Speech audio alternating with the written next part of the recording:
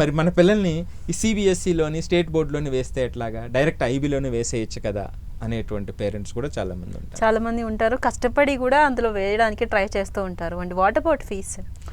ఈ ఫీజుకి వచ్చేటప్పటికండి సుమారుగా సంవత్సరానికి 7 లక్షల నుంచి 12 లక్షల వరకు ఉందండి హైదరాబాద్లో. ఐబీలో ఏ క్లాస్ వాళ్ళకి అంటారు minimum? Even 7th 6th 4th 5th అందరికీ ఒకటే కాస్ట్. ఇప్పుడు 10th వచ్చేటప్పటికి సుమారుగా 12 lakhs వరకు కూడా ఫీజు ఉంది కొన్ని స్కూల్స్లో. అంత అమౌంట్ పెట్టి జాయిన్ చేపిలేని వాళ్ళ సంగతి ఏంటంటారు?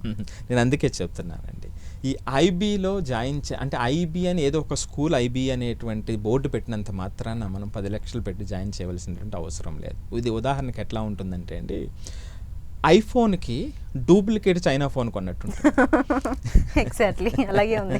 సో చూడటానికి అన్నీ అట్లాగే ఉంటాయి, కానీ అక్కడ చేసేటువంటి విధానం ఆ పిల్లల మీద ఆ ముద్ర వేయగలగాలండి. లేకపోతే వాళ్ళు ఏమవుతారు అంటే కనీసం అర్థం కానిటువంటి పరిస్థితుల్లోకి తయారైపోతారు.